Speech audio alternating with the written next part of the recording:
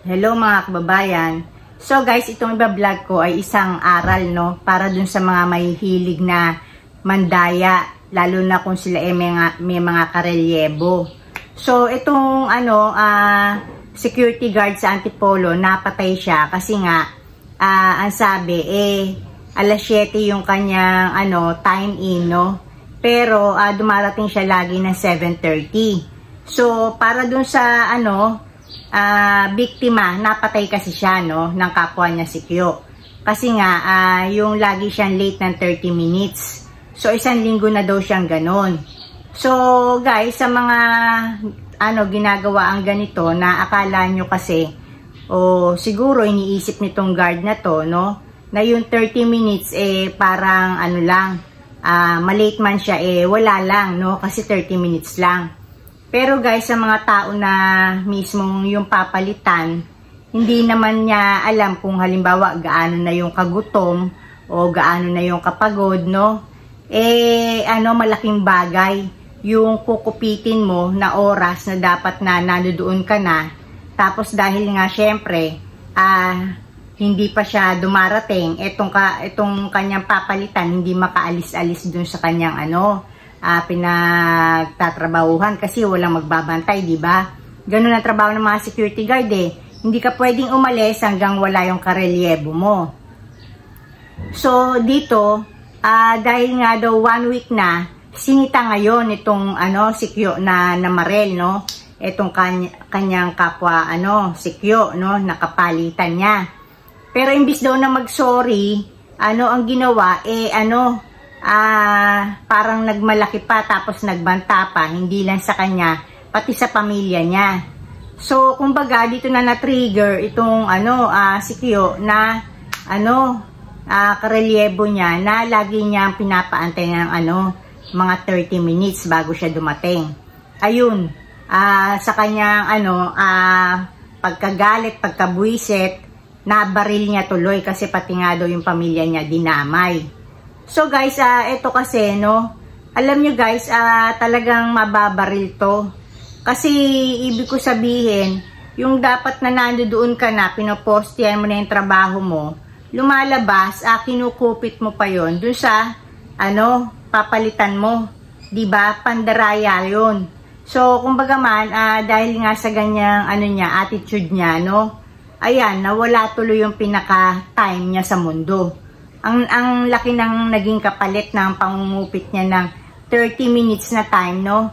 Doon sa karelyebo niya, di ba?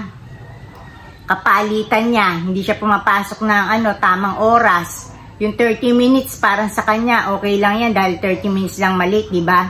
Pero hindi naman ganun yung thinking nung kanyang papalitan dahil baka pagod na, gusto na magpahinga, gustong kumain, gutom na.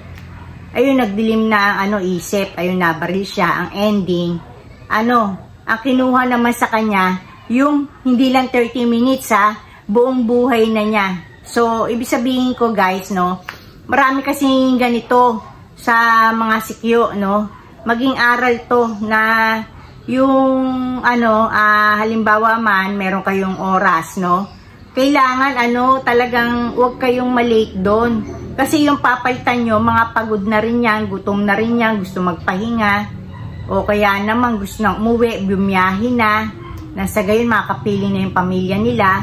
So, kumbaga man, kaya ako to blinag, no, alam ko, kahit na hindi to i-promote ni YouTube, no, pagka may gustong padaanan si Lord, no, ganun na paniwala ko, yung mga videos ko, ginagawa ko yan kahit halimbawa ang iniisip ko hindi naman talaga to i-promote ni YouTube. Pero kasi naniniwala ako, si Lord ang may hawak ng YouTube channel ko. Kung sino man yung gusto ni Lord na makarinig nito, no, hindi kayang pigilan ni YouTube yun. Kasi malaking aral tong sinasabi ko, lalo na sa mga yung may kapalitan nga na nangungupit, no, imbis na dumating on time, doon sa oras na dapat nilang pasukan na kasi may naghihintay na nga sa kanila na papalitan nila para yung namang papalitan nila, lalo na nga sa mga security guard, no, makaalis na, makauwi na, diba? Kasi mapuputukan tong mga security guard na to pagka iniwanan naman niya, siya mapuputukan. Pag iniwanan niya yung poste niya, nang wala naman siyang karelyebo. So, siya naman ang mawawala ng trabaho. So, kumbaga man, talagang, kailangan niyang intayin yung kanyang karelyebo bago siya umalis. Which is laging ang, late ng 30 minutes na 1 week na. So, doon na, syempre, talagang, napikon na siya talaga. So, ang alam ko, eto, si Lord ang may hawak ng YouTube channel ko, kaya hindi ako i-promote ni YouTube. Pero dun sa mga gusto ni Lord na makarinig nitong sinasabi ko, hindi kayang pigilan ni YouTube yun. Mapupunta to dun sa mga talagang kailangan marinig to. Lalo na yung mga nananamantala ng time na sabi ko nga, no, yung kinukupitan. Alam nyo, pandaraya rin yung aalis kayo sa trabaho nyo nang hindi pa tapos yung oras nyo eh.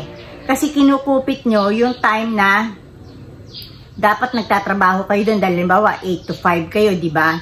Kung aalis kayo doon ng mas maaga pa sa 5 o'clock, pangungupit yun kasi yun ang binayaran ng ng kumpanya nyo sa inyo. Tapos halimbawa naman, doon nga kayo, wala naman kayong ginagawa, di ba? Pandaraya rin yun kasi binabayaran kayo para gumawa kayo para sa ikauunlad ng kumpanya nyo. Pero kung wala naman pala kayong ginagawa doon sa time na yon, no, pandaraya yon. So guys, maraming form ang pandaraya, di ba? So akala lang ng mga ito, okay lang, 30 minutes lang, no? Pero time na kasi yun ng papalitan mo eh.